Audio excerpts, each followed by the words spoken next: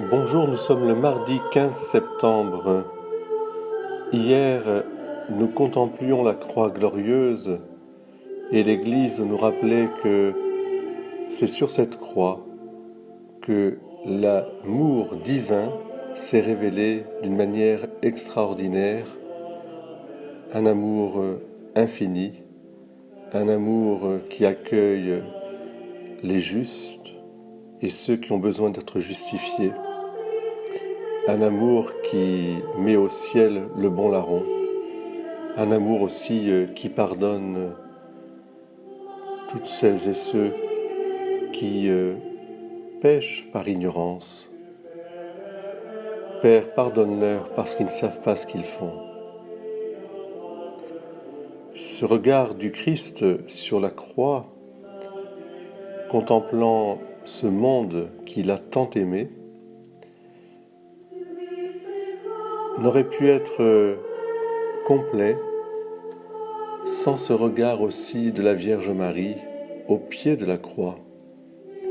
Elle se tient droite et debout. Elle coopère de tout son cœur à ce salut universel. Elle se rappelle les paroles de Siméon lorsqu'elle avait présenté son petit Jésus au temple. Et toi, un glaive te transpercera. C'est aujourd'hui ce rappel de cette prophétie de Siméon qui s'est réalisé pleinement au pied de la croix. La Vierge Marie est devenue coopératrice et l'on dit même co-rédemptrice, c'est-à-dire qu'elle est pleinement associée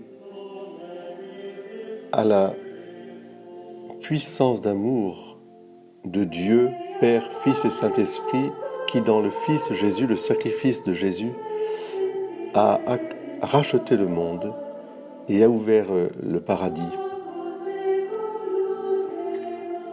Le Stabat Mater que nous entendons rappelle cette spiritualité chrétienne profonde. Avec Marie, nous sommes associés aussi à cette croix. Nous pouvons nous placer dans le manteau de Marie, quel que soit notre âge, notre situation, nos difficultés, je dirais même nos péchés. Il y a toujours une place au pied de la croix, comme nous l'a montré Marie, Jean, les saintes femmes, le bon larron.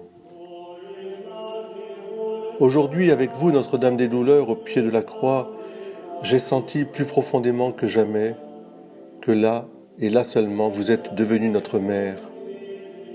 Les mères d'ici-bas elles-mêmes accomplissent fidèlement les dernières volontés de leur fils. Mais vous êtes devenue la servante du Seigneur. Votre vie a été toute dédiée à la vie et à l'être du Dieu fait homme. Et vous avez caché vos enfants dans votre cœur et acheté une vie nouvelle pour chacun d'eux du sang de vos amères douleurs. Vous nous connaissez tous, avec nos plaies et nos défauts. Mais vous connaissez aussi l'éclat céleste dont l'amour de votre Fils nous enveloppera là-haut. Aussi, Sainte Mère, Notre-Dame des Douleurs, guidez-vous attentivement nos pas chancelants et ne trouvez-vous aucun prix trop élevé pour nous conduire au ciel.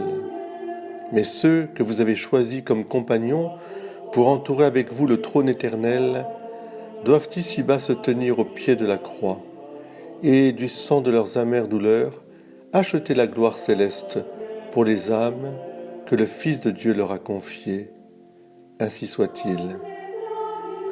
Sainte Thérèse Bénédicte de la Croix, Edith Stein, 1891-1942. Martyr.